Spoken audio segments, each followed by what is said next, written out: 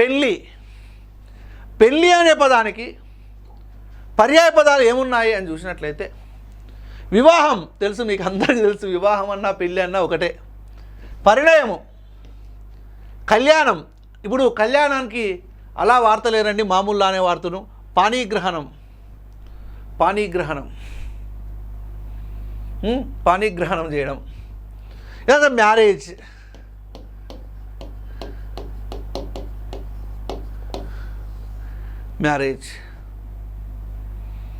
ఓకేనా.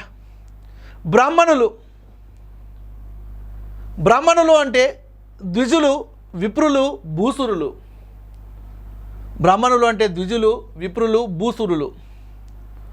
ద్విజులు అంటే 2 జన్మలు కలవాళ్ళు, విప్రులు అంటే బ్రాహ్మణులే, భూసురులు ఇంతకుముందే చెప్పాను బ్రాహ్మణులు అని. భూమి యందు దేవతలు అన్నట్టు, అంటే స్వర్గలోకంలో ఉన్నటువంటి దేవతలు సురులు, భూమిలో ఉన్నటువంటి దేవతల రూపంలో ఉన్నటువంటి వాళ్ళు బ్రాహ్మణులు అని అంటారు. నెక్స్ట్ అంటే ఆకాశం నుంచి కిందికి వచ్చినటువంటి నది, ఆ భాగీరథి జలం అంటారు. ఆ భాగీరథిని గంగా నది అని అంటారు. భాగీరథి జలం అన్నా గంగా నది జలం అన్నా ఒకటే. జాహ్నవి, పావని, భాగీరథికి మారు పేర్లు, పర్యాయ పదాలు. భోజనానికి పర్యాయ పదాలు తిండి, ఆహారము, భోగం. భోగం అనకుండా బోనం అని వస్తుంది. బోనం, తిండి, ఆహారము, బోనం. మరణం అనే పదానికి పర్యాయ పదాలు మృత్యువు, నిర్యాణము, చావు. మృత్యువు, నిర్యాణము, చావు. మిన్ను ఆకాశము, గగనము, నింగి. మిన్ను విరుగుపడ్డది అని అంటారు. మిన్ను విరిగిపడ్డది అన్నట్టుగా అనిపించింది అని అంటారు. ఆకాశం విరిగిపడ్డది అన్నట్టు. ఆకాశము, గగనము, నింగి. మైత్రి అంటే ఫ్రెండ్షిప్. స్నేహం అన్న ఫ్రెండ్షిప్పే, నెయ్యము అన్న ఫ్రెండ్షిప్పే, సాంగత్యం అన్న ఫ్రెండ్షిప్పే. స్నేహము, నెయ్యము, సాంగత్యం. మౌలి, శిఖ, కొప్పు. శిఖ, కొప్పు. మౌలి, శిఖ అంటే తెలుసుగా. శిఖలు కలది అంటే జడలు కలది స్త్రీ. కొప్పు. రాత్రి అంటే నైట్. నిష, రజని, యామిని. రాత్రి. రుగ్మత, జబ్బు, వ్యాధి, రోగం. జబ్బు, వ్యాధి, రోగం.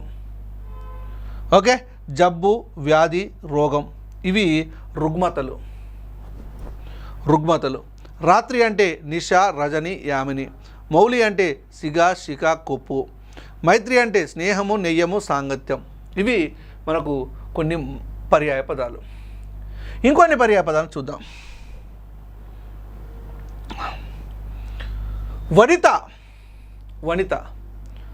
వనిత అంటే మహిళ, స్త్రీ, పడతి అంటే ఉమెన్. చూడండి ఎన్ని పర్యాయ పదాలు అసలు. ఉమెన్. వస్త్రం, వలువ, పుట్టము, చేలము, గుడ్డ. వలువ, పుట్టము, చేలము, గుడ్డ. వస్త్రము అంటే వలువలు అంటాం కదా. పుట్టములు, చేలములు, గుడ్డలు, అవే క్లోత్స్. వితతి, సమూహము, గుంపు, బృందం. The group, a group of people.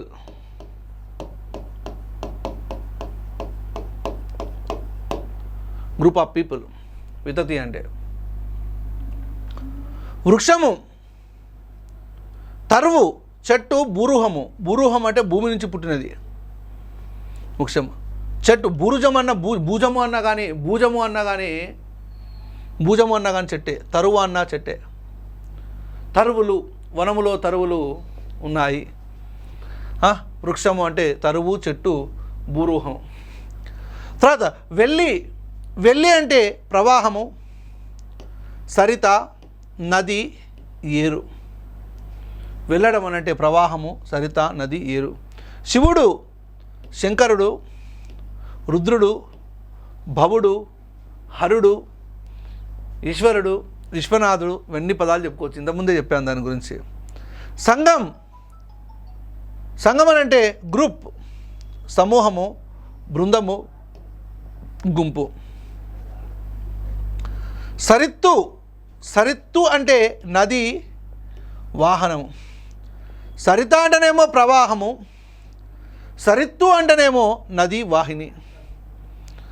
తర్వాత సాతి అంటే వస్త్రము, దుకూలము, అంబరం. తర్వాత సుంత అంటే ఇంచుక, ఇసుమంత, కొంచెం. ఇంచుక, ఇసుమంత, కొంచెం. ఓకే, అంటే ఇక్కడ ఇంచుక, ఇసుమంత, కొంచెం అంటే చాలా తక్కువ అన్నట్టు.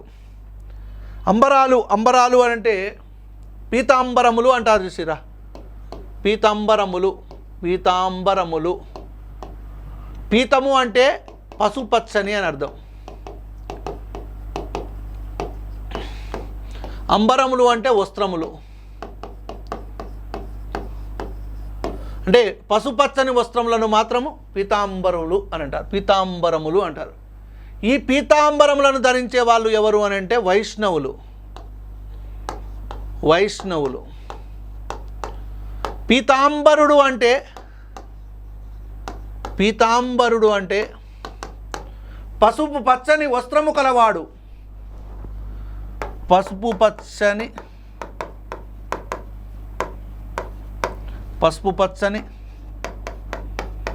వస్త్రము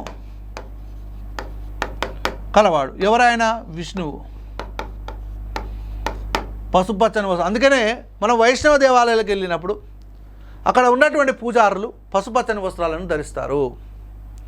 పసుపచ్చని వస్త్రాలను ధరించడము జరుగుతుంది. అందుకనే ఇక్కడ అంబరాలు అని అంటే ఒకటే గుర్తుపెట్టుకోండి, వస్త్రములు అని అర్థం. పీతము అంటే పసుపచ్చని. పట్టు పీతాంబరాలు అని అంటారు. పట్టు వస్త్రాలతో పాటు పీతాంబరాలు, పసుపచ్చని వస్త్రములు కూడా తీసుకుని అంటారు. పెళ్లి కూతురికి పసుపచ్చని వస్త్రాలు కట్టించడము జరుగుతుంది. పీతాంబరం అంటే పసుపచ్చని వస్త్రము. ఓకేనా, రైట్. అంబరములు అంటే ఈ విధంగా చెప్పుకోవచ్చు. దుకూలం అన్నా కానీ వస్త్రాలే. వస్త్రం అంటే సాతి అన్నా కానీ వస్త్రాలే. చూడండి, ఎన్ని పర్యాయపదాలు మనం డిస్కషన్ చేసుకుంటున్నాం. పుస్తకాలలో ఉన్నటువంటి పర్యాయపదాలు అన్నింటినీ కానీ డిస్కషన్ చేసుకుంటున్నాం. జాగ్రత్తగా గమనించాలి. నెక్స్ట్ స్మరణ అంటే తలపు, జ్ఞప్తి, యాది. రిమెంబర్ తెచ్చుకోవడం అన్నమాట, గుర్తు తెచ్చుకోవడం, రిమెంబరింగ్ అన్నమాట. నాకు తలపు రావట్లేదు అంటే స్మరణ రావట్లేదు. స్ఫురణ అని కూడా అంటారు. జ్ఞప్తికి రావట్లేదే, నాకు యాదికి రావట్లేదు అంటారు. యాదికి రావట్లేదు అంటే కొన్ని ప్రాంతాలలో యాది అనేటువంటి పదాన్ని కూడా వాడతారు. అగము అంటే పాపం. దురితము అంటే పాపం. దురితజనులు అంటారు.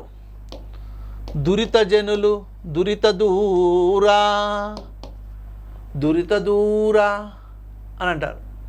అంటే దురితము అంటే పాపం అని అర్థం. దురిత జనులు అంటే కూడా పాపపు జనులు. అగము అంటే కూడా పాపమే.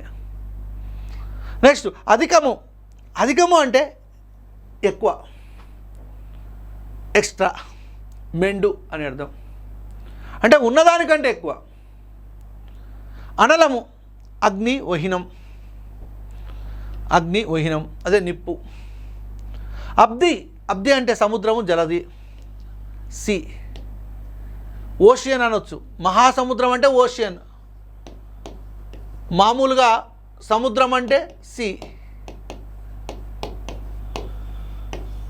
హిందూ మహాసముద్రం, అరేబియా సముద్రం, బంగాళాఖాతం. అశ్వం గుర్రము తురగము. అశ్వం అంటే హార్స్. ఇంతి స్త్రీ వనిత. ఉదకము నీరు జలం అంటే వాటర్. ఉదకము అంటే వాటర్. తిలోదకాలు అంటారు. తిలోదకాలు. తిలలు మరియు ఉదకాలు. తిలలు అంటే నువ్వులు, ఉదకములు అంటే జలము. నువ్వులు జలము కలిపితే దాన్ని తిలోదకాలు అని అంటారు. నువ్వులు జలము రెండింటిని కలిపితే తిలోదకాలు. ఎవరైనా చనిపోయినప్పుడు కర్మకాండాల సందర్భంలో దర్భలను ధరించి నువ్వులు ధరించి ఇట్లా వదిలేస్తుంటారు.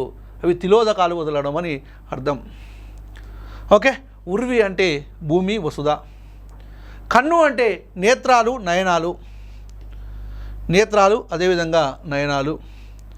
కపి అంటే కపిల. కోతి మరకటం. కోతి మరకటం అదే మంకీ. కపి అంటే కపి. కపిలతో వరుణ్ణిట్లనియే. కపిలతో వరుణ్ణిట్లనియే. తో కపివరుణ్ణిట్లనియే. కపి అంటే కోతి అని వస్తుంది. తో కపివరుణ్ణిట్లనియే. కపి అంటే కోతి మరకటం. ఓకేనా? రైట్. ఇంకొన్ని పర్యాయపదాలు చూద్దాం. కుమారుడు. కుమారుడు అంటే తనయుడు, పుత్రుడు, సన్. కూర్మి అంటే స్నేహము, చెలిమి. కూర్మి అంటే స్నేహము, చెలిమి. కాశీ అంటే వారణాసి, అవిముక్తం అంటే విముక్తము కానటువంటిది, విముక్తి లేనటువంటిది, వారణాసి. నెక్స్ట్ డెందము అంటే హృదయము, అదేవిధంగా యథ. తండ్రి జనకుడు, పిత అంటే ఫాదర్. హృదయం అంటే హార్ట్. కాశీ అంటే వన్ ఆఫ్ ద ప్లేస్. కురిమి అంటే ఫ్రెండ్షిప్. కుమారుడు అంటే సన్. ఓకే. తరుణము అంటే సమయము, కాలము. అంటే ఇది టైం.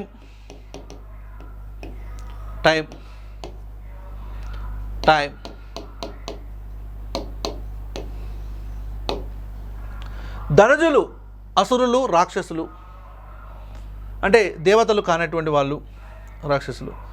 దుఃఖము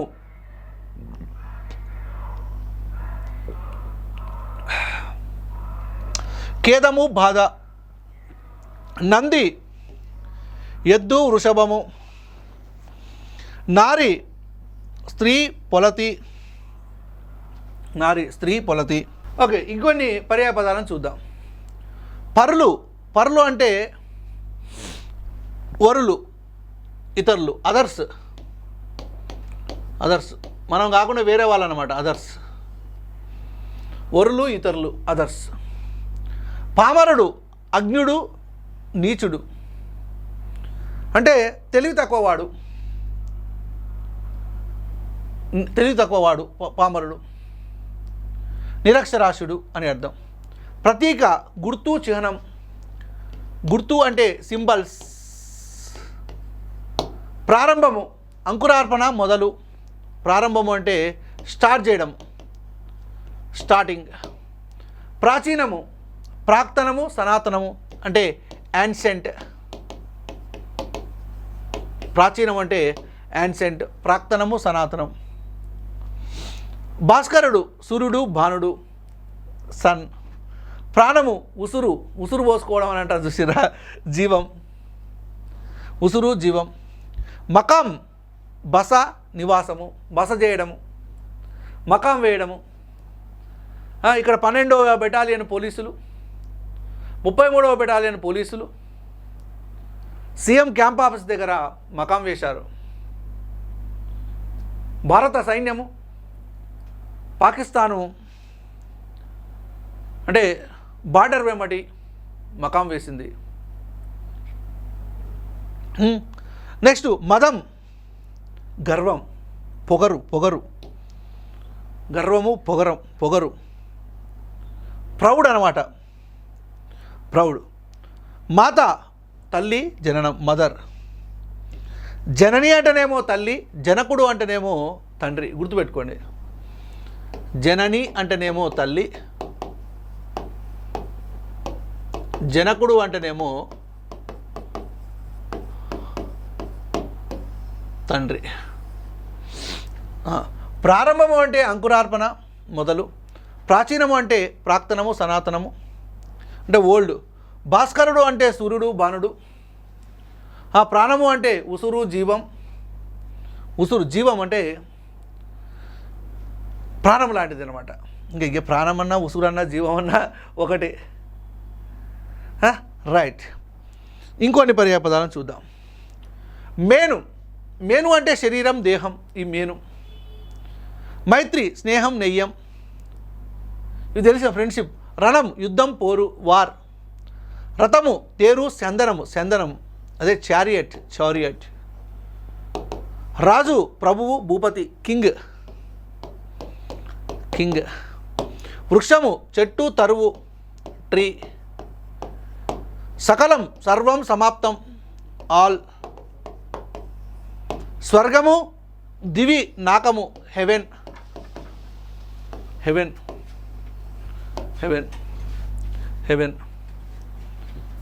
ఓకే. మేను అంటే శరీరము, దేహము. మైత్రి అంటే స్నేహము, నెయ్యము. రణము అంటే యుద్ధము, పోరు. రథము అంటే తేరు, చందనము. రాజు అంటే ప్రభువు, భూపతి. వృక్షము అంటే చెట్టు, తరువు. సకలము అంటే సర్వము, సమాప్తము. స్వర్గము అంటే దివి, నాకం. ఇవండి మారుపేర్లు, పర్యాయపదాలకు ఉన్నటువంటి మారుపేర్లు. అంటే పర్యాయపదాలు అంటే ఒక పదానికి ఉన్నటువంటి మారుపేర్లు. చూడండి ఎన్ని నేర్చుకున్నాం మనము పర్యాయపదాలు. విన్నర్స్ పబ్లికేషన్స్ పేపర్ 2కు సంబంధించి ఇంగ్లీషు, తెలుగు పుస్తకం మొత్తం అందులో ఉన్నటువంటి పర్యాయపదాలన్నీ, అందులో పొందుపరచబడినటువంటి పర్యాయపదాలన్నీ ఈ వీడియోలో మనం చర్చించుకోవడం జరిగింది. అన్నిటిని నేనే చర్చిస్తున్నప్పుడు మీరుగా గుర్తుంచుకుంటే సరిపోతుంది. అంటే ఇవన్నిటినీ ఇంకా ఏమీ లేవు, మీరు వీటిని 1-2 సార్లు మనము ప్రాక్టీస్ చేసుకున్నట్లయితే విజయం నీ ముంగిట నిలుస్తుంది. ఓకే, తర్వాత మనము నమూనా ప్రశ్నలని చూద్దాం.